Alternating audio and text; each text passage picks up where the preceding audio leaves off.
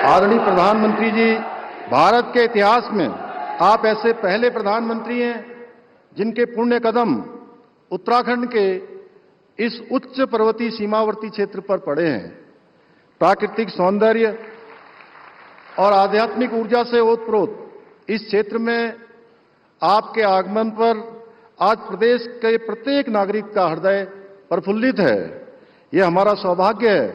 कि उत्तराखंड के चहुमुखी विकास के साथ साथ यहां की आध्यात्मिक एवं सांस्कृतिक विरासत को आगे बढ़ाने में हमें सदैव आपका मार्गदर्शन एवं सहयोग प्राप्त होता रहा है। उत्तराखंड के प्रति आपके असीम अनुराग और अनन्य स्नेह का ही परिणाम है कि आपके स्वर्णिम पग जब जब देवभूमि की धरती पर पड़े हैं तब तब हमें उसका लाभ प्राप्त हुआ है। इसी क्रम में आज आपके पधारने से पूरे सीमांत क्षेत्र सहित संपूर्ण उत्तराखंड में पर्यटन को बृहद स्तर पर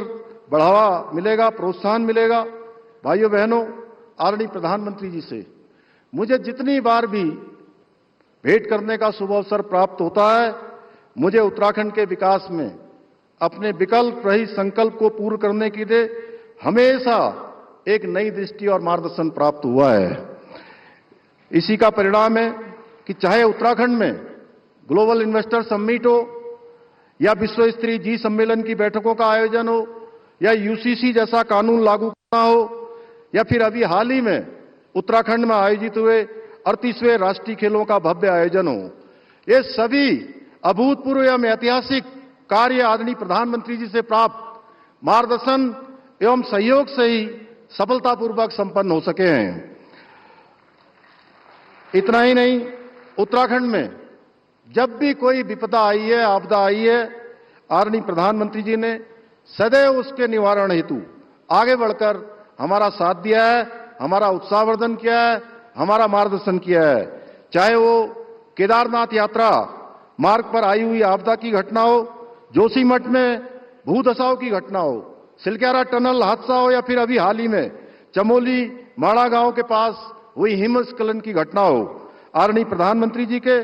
सतत सहयोग और मार्गदर्शन का परिणाम है कि हमें इतने बड़े बड़े संकटों से प्रदेश को उबारने में सफलता प्राप्त हो पाई है।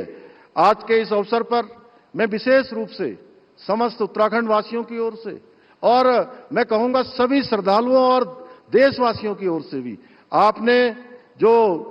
4081 करोड़ रुपए की लागत से गौरीकुंड, केदारनाथ और 2730 करोड़ रुपए से अधिक की लागत से गोविंद घाट से हेमकुंड साहिब तक का रोपवे निर्माण की सौगात देने के लिए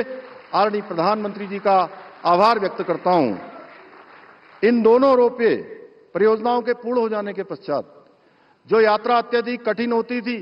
कई दिनों की होती थी, वो यात्रा हेमकुंड की हो या केदारनाथ की हो, दोनों ही यात्रा आसान और सरल हो जाएगी। जो वृद्ध हैं, शारीरिक रूप से कमजोर है, वह भी यात्रा करके पुण्य लाभ को प्राप्त कर पाएंगे। निश्चित रूप से इससे हमारा पर्यटन भी बढ़ेगा। भाइयों बहनों, चार धाम यात्रा हमारे उत्तराखंड की आर्थिकी का एक प्रमुख आधार है। इस यात्रा से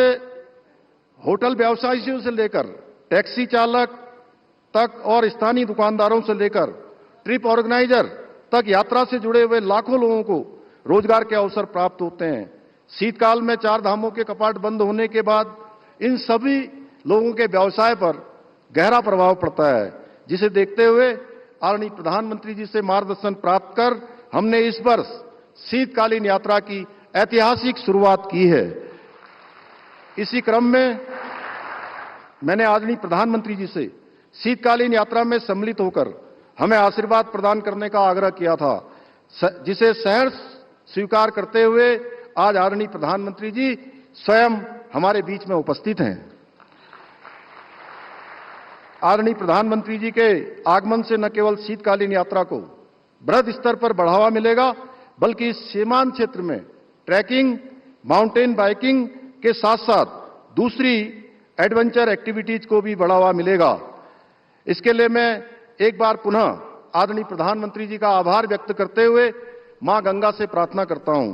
कि उनके कुशल एवं सफल नेतृत्व में देवभूमि उत्तराखंड के